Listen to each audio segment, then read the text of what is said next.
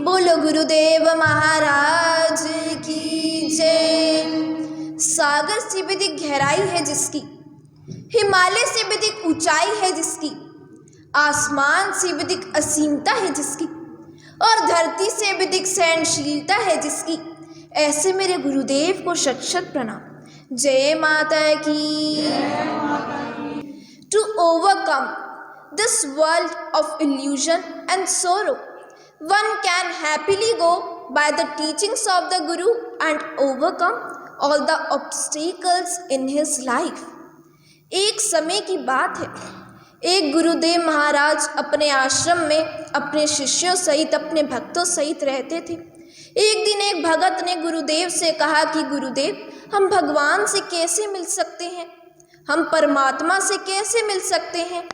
ये सुनने के बाद गुरुदेव ने सभी भक्तों से कहा कि सभी भगत सोने से पहले 108 बार ईश्वर का सुमिरन करके, उनका ध्यान करके ही सोएंगे और अपनी अनुभूतियों को मुझे प्रातःकाल उठकर बताएंगे।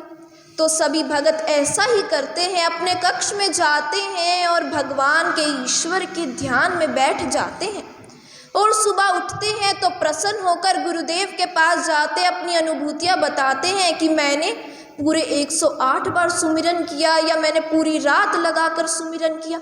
हर कोई यही कहता है गुरुदेव से, परंतु जिस भगत ने ये प्रश्न किया था, ये सवाल पूछा था, वह बिल्कुल भी प्रसन्न नहीं था और एक कोने में चुपचाप बैठा हुआ था।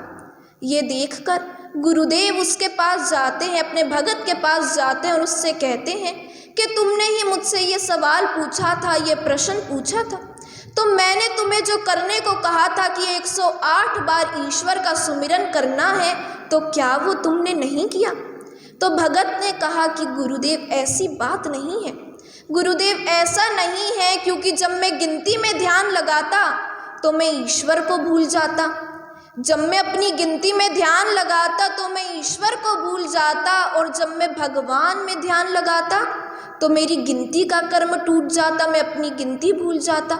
तो पूरी रात ना तो मैं ईश्वर को ढंग से याद कर पाया और ना ही मैं उनका 108 बार ढंग से सुमिरन कर पाया। ये सुनने के बाद गुरुदेव सभी भक्तों से कहते हैं कि अगर भगवान से मिलना है, उनका सुमिरन करना है, उनका ध्यान करना है, तो पूरे मन से करना चाहिए, पूरे हृदय से प्रसन्नचित होकर करना चाहिए। गिनती के माध्यम से सुमिरन नहीं करना चाहिए, क्योंकि जहाँ प्रेम होता है वहाँ हिसाब नहीं होता, जहाँ प्रेम और विश्वास होता है वहाँ पर हिसाब नहीं होता, और जहाँ पर हिसाब होता है, गणना होती है, किसी चीज़ की गिनती होती है, वहाँ पर प्रेम और भक्ति कभी भी नहीं होती। इसलिए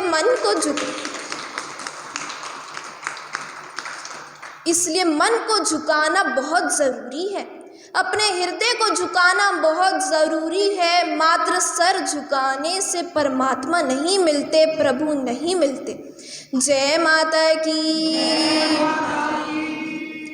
जिस प्रकार एक पेड़ से लाखों माचिस की तिलियां बन सकती है, परंतु एक माचिस से हम लाखों पेड़ को जला सकते हैं, उसी प्रकार एक नकारात्मक, एक बुरे विचार हमारे सभी अच्छे विचारों को नष्ट कर देता है, जला देता है। शरीर सुंदर हो या ना हो, ये तन सुंदर हो या ना हो, परंतु हमारी वाणी, हमारे विचार, हमारे शब्द सबसे सुंदर होने चाहिए, क्योंकि फूलों की सुगंध तो केवल वायु की दिशा में फैलती है, फूल की सुगंध तो केवल वायु की दिशा में फैलती है, परंतु अच्छे व्यक्तित्व की, अच्छे कर्मों की और अच्छाई की सुगंध हर दिशा में फैलती है, हर दिशा को प्रकाशित करती है, हमारी अच्छाई हर किसी को प्रेरित करती है। बोलो गुरुदेव महाराज की जय।